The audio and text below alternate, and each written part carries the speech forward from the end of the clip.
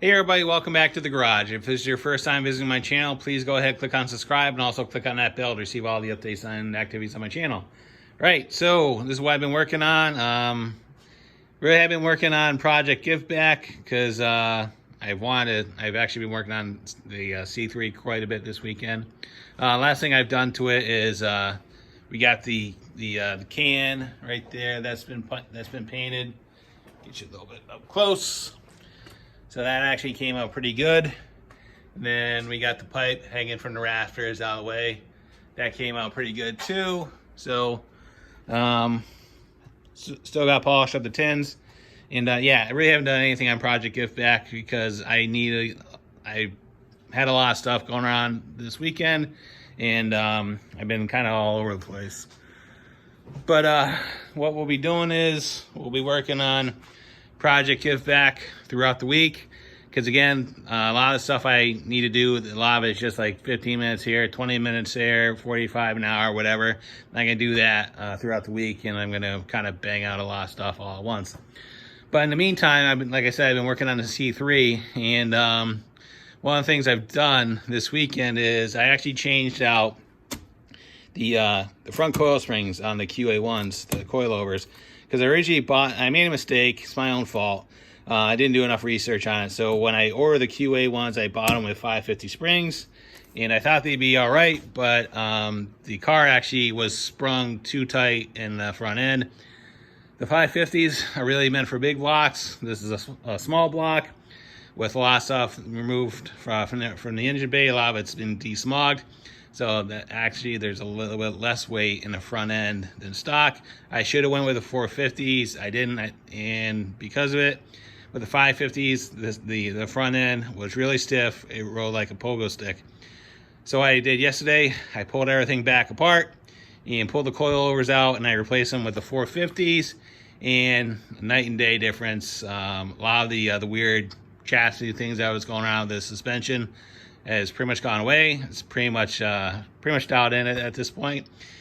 And then I also, while I did that, I actually raised the ride height about 1/2 inch on both sides, because felt like it was kind of bottoming out as far as the usable travel of the suspension.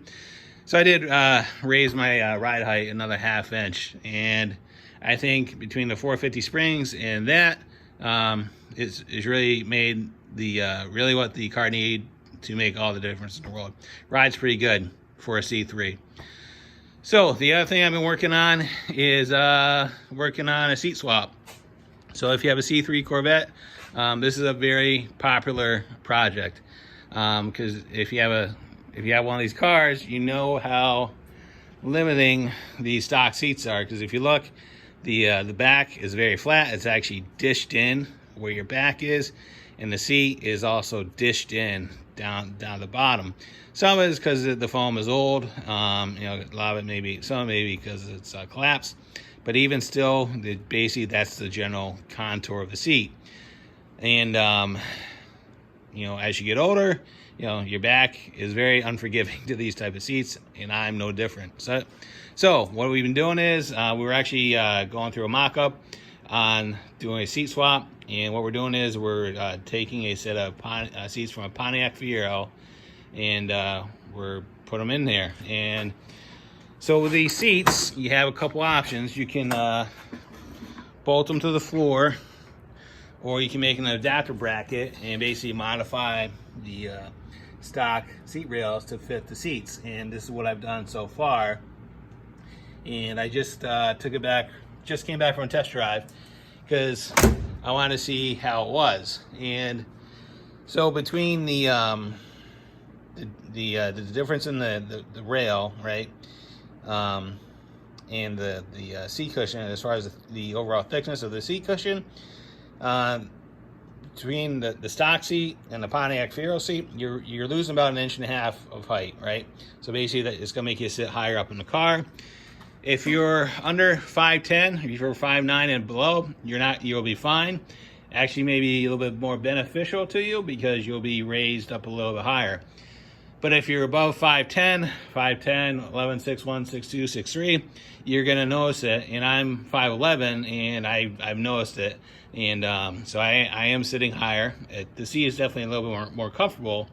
But what I've noticed is you are sitting a little bit higher. Again, it's not a deal breaker, but what I'm going to be doing is, I'm going to wait to see if I can modify the seats.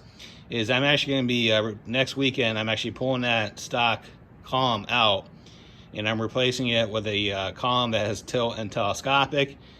And we're also changing that wheel on it, the steering wheel, to a 13 or 14 inch steering wheel. I believe that's a 14.5 stocker on it. The new one's 13.5. So between the steering column and the steering wheel, I think even though it really doesn't affect the height, I can live with the height, but kind of like another factor is with the additional lumbar in the seat compared to the stock, you're actually pushed forward closer to the steering wheel. So what I'm going to do is I'm going to get everything done with the column done, right? And then I'm going to take it for another test drive, and then I'm going to see where I'm at. See if I'm a little bit more comfortable with it, and if not, what I'm going to do is I'm going to take it off the existing seat tracks from the original car, and then I'm probably just going to mount the seats to the floor, and that's going to drop the height of the seat another 1.5 inches, getting it back to kind of where the old seats were, but you'll have the additional support of the foam in the cushion. So we're doing that next weekend. Just ordering a bunch of spare parts, screws, fasteners, clips, whatever for the column, and we'll do that. So, but the big thing is right now is I got to spend like an hour cleaning up the garage, because if you look, the place is just a disaster. I've been working out here for doing 2 or 3 projects, and at the end of the project, I should have been shutting the door and walking away. And as you can see, the place looks like a bomb went off in it. So it's getting really difficult to work out in here, so I'm gonna clean up, so I'm get organized.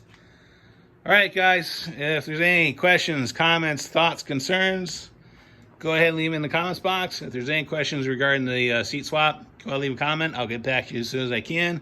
And I'll share any issues or challenges that I've run into it so far. But for the most part, what you need to do is already documented pretty well out on the internet. And what I'll do is I'll leave some links as far as the instructions I followed to get those seats in there. All right, guys and girls, have a good day. Thanks for watching, and I'll talk to you later. See ya.